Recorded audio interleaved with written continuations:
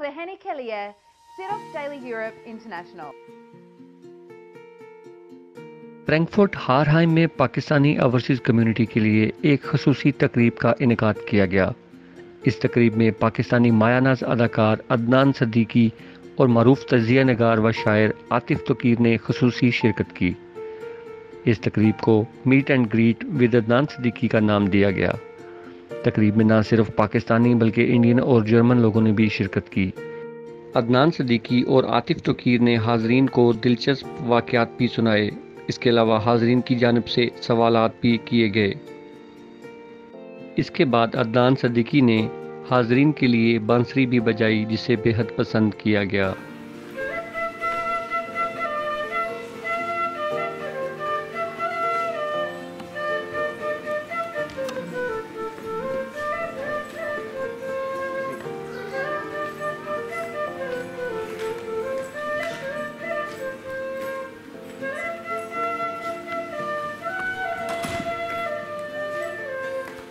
आखिर पर हाज़रीन ने अदनान सदीकी के साथ खाना खाया और तस्वीर बनाई।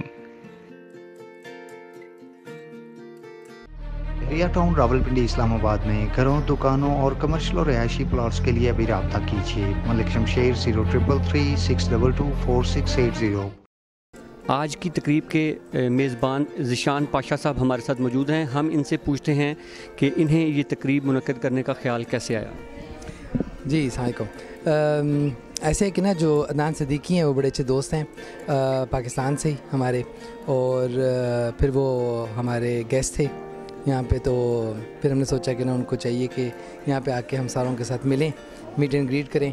तो इस वजह से ख्याल आया कि बैठ के जो एक थोड़ा सा खाना होना चाहिए, थोड़ी उनकी बांसुरी सुने, और हमारे पाकिस्तानियों के यहाँ पे इवेंट्स ना होने के बराबर हैं, तो हमें ये शुरुआत करनी चाहिए दोबारा। ये जो प्रोग्राम आपने रखा ओवरसीज़ कम्युनिटी के लिए, क्या आइंदा भी आप इस तरह के प्रोग्राम मुनक्कद करने का इरादा रखते हैं?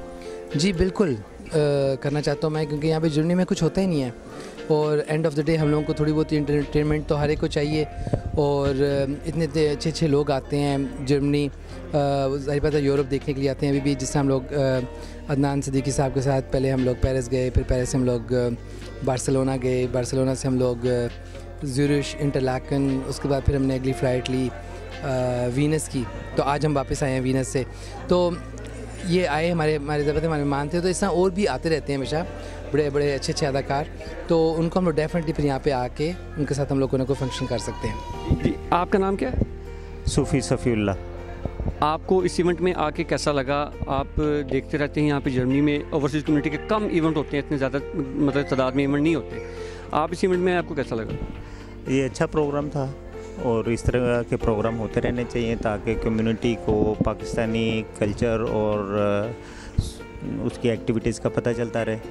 बहुत अच्छा फंक्शन रहा है, काफ़ी लोगों ने पार्टिसिपेट किया और अच्छा उसके बाद खाना वाना था, लेकिन बहुत अच्छा एंजॉय किया हम लोगों ने। मुझे ये बहुत अच्छा लगा। ये ऐसा ही है जैसे इंसान सारा दिन काम करके थका हुआ, उसके बाद एकदम उसको कोई फ्रेश चीज़ मिल जाए, फ्रेश हो जाता है दोबारा। आप इस इवेंट में आई हैं, नॉर्मली आप अदनान सदीकी को ड्रामों में देखती हैं। जब आपने अपनी आंखों के सामने उनको देखा, आप उनके साथ बैठ के खाना खाया, मीट एंड ग्रीट डिनर में आप शामिल हुई, आपको कैसा लगा? इट्स वेरी नाइस, बहुत मज़ा आया। उनको फ़र्स्ट टाइम अपने सामने देख के बहुत अच्छा लगा। और फ़र्स्ट ऑफ ऑल ये कि उनका मैंने ड्रामा देखा था मेरे कातिल मेरे दिलदार, और उसके बाद ये रिसेंटली समी में आए। इट्स वेरी गुड, मेरी बहुत अच्छा था और बहुत अच्छा एक्सपीरियंस रहा है। माशाल्लाह इट्स वेरी गुड। आपको अदनान सदीकी क्यों पसंद है? मुझे उनका ड्रामा मेरे कातिल मेरे दिलदार बहुत अच्छा लगा था। आपने उनको ड्रामे में देखा था, आज आपने उनको लाइव अपने साथ मौजूद पाया है, आपको कैसा लगा उनके साथ बैठ के खाना खाना, ऑटोग्राफ्स और तस्वीरें लेना? बहुत अच्छा लगा। एक बहुत अच्छा फंक्शन था अदनान सदीकी का, क्योंकि मेरे दोस्त भी हैं बहुत अच्छे, और बहुत अच्छा लगा कम्युनिटी के साथ यहाँ पर। अस्सलाम वालेकुम नाज़रीन, इस वक्त हमारे साथ जो शख्सियत मौजूद हैं, ये किसी भी किस्म की तारीफ़ के मोहताज नहीं है। ओवरसीज़ कम्युनिटी के अलावा पूरी दुनिया में लोग इनको देखते हैं, इनको सुनते हैं। हम इनसे आज एक डिफरेंट किस्म का सवाल पूछना चाहेंगे। हम ये जानना चाहते हैं कि आपका क्या कहना है ओवरसीज़ कम्युनिटी जो जर्मनी में रह रही है उसके हवाले से, क्योंकि यहाँ पे जो ओवरसीज़ कम्युनिटी के इवेंट्स होते हैं वो बहुत कम, और उनमें हाज़िरी जो है या जो तादाद होती है लोगों के आने वालों की वो भी बहुत कम होती है। इस बारे में आपका क्या कहना है और क्या करना चाहिए ओवरसीज़ कम्युनिटी को इवेंट्स को बेहतर बनाने के लिए? देखें, एक तो ये समझ लीजिए कि हमारे मुल्क में शुरू से सकाफ़त पर तवज्जो नहीं दी जाती। आपको अपने मुल्क के वज़ीर सकाफ़त का नाम नहीं मालूम होता। सकाफ़त के लिए या ज़ुबान के लिए वो अफराद इस्तेमाल किए जाते हैं जो किसी काम के नहीं होते। स्कूलों में उर्दू पढ़ाने की ज़िम्मेदारी उस आदमी को दी जाती है जो कोई और मजमून पढ़ा नहीं सकता। तो ये हमारा एक किस्म का माशरती रवैया है हमारा। इसको दुरुस्त करने का तरीका ये है कि सबसे पहले आप प्राइड लें कि हमारे मुल्क में मुख्तलिफ़ कौमियतें हैं और हर कौमियत की तारीख़ सदियों पुरानी है और हर कौमियत की एक तारीख़ है, एक सकाफ़त है। उस सकाफ़त को मज़े से लें, उस सकाफ़त को ऑन करें। मैं पंजाबी हूँ, मेरी तारीख़ 5000 साल से भी ज़्यादा पुरानी है। सिंधियों की भी तारीख़ पुरानी है, पश्तून भी, बलोच भी। ये आज के लोग नहीं हैं, ये 70 साल पहले के लोग नहीं हैं।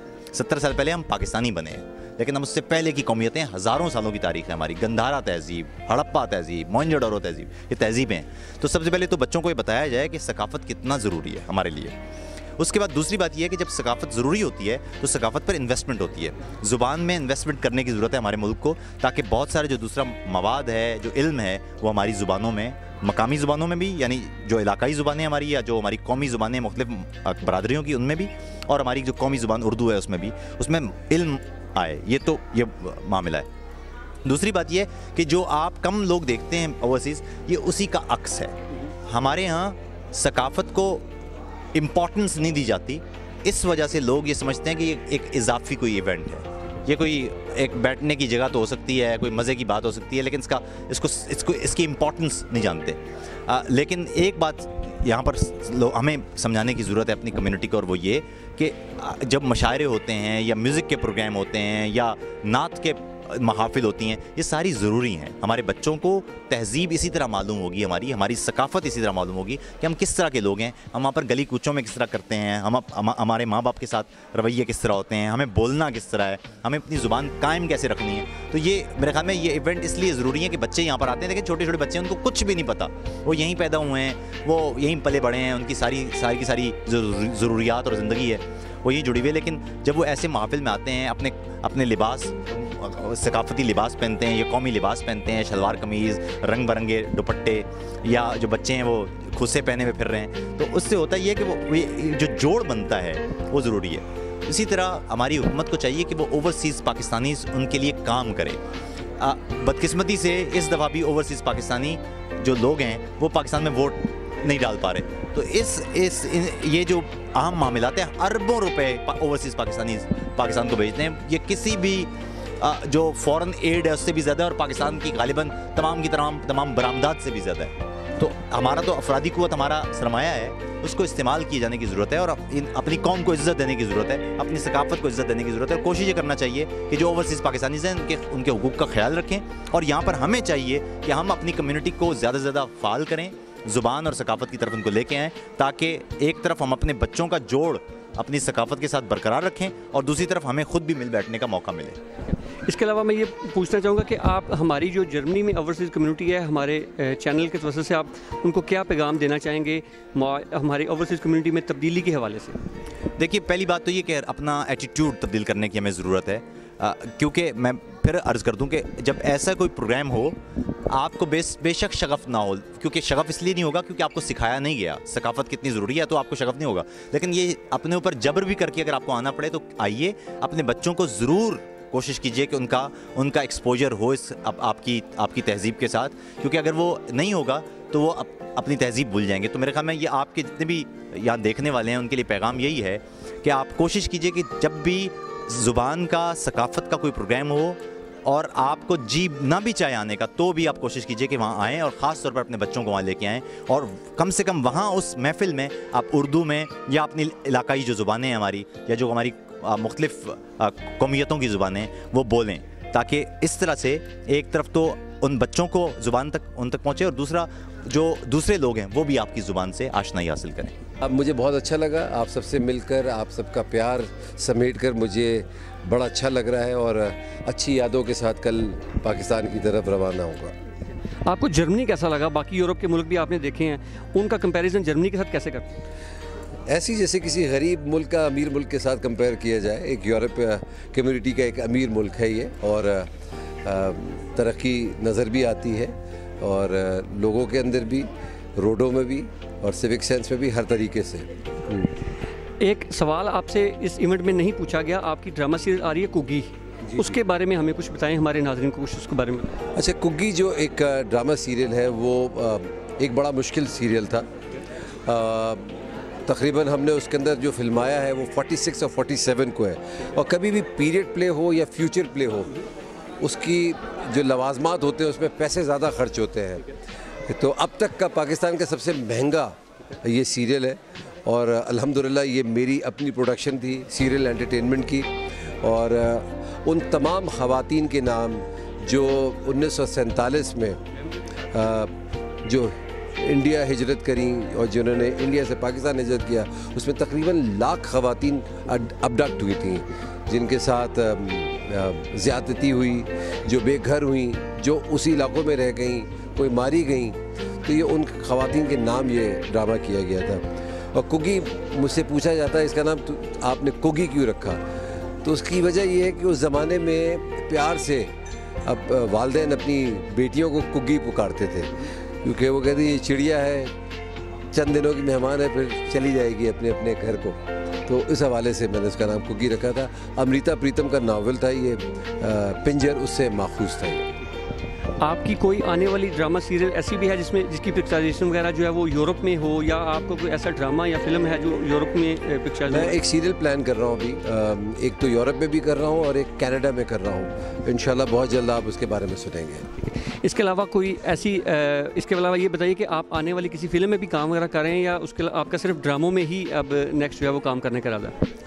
फिल्मों में पाकिस्तान में मुझे कोई नहीं पूछता। हाँ, इंडिया में पूछ लेते हैं, अमेरिका में पूछ लेते हैं, मगर पाकिस्तान में नहीं। मगर अभी एक फिल्म के लिए मुझसे किसी ने पूछा है, देखिए अगर स्क्रिप्ट पसंद आया तो ज़रूर करूँ। आखिरी सवाल ये है कि आपने बॉलीवुड में भी काम किया और हॉलीवुड में भी काम किया, दोनों बड़ी इंडस्ट्रीज़ हैं, दोनों में क्या डिफरेंस देखते हैं? हाँ, हॉलीवुड में अंग्रेज़ी में बात की थी और बॉलीवुड में उर्दू में, यही डिफरेंस है। Thank you so much, thank you so much, शुक्रिया।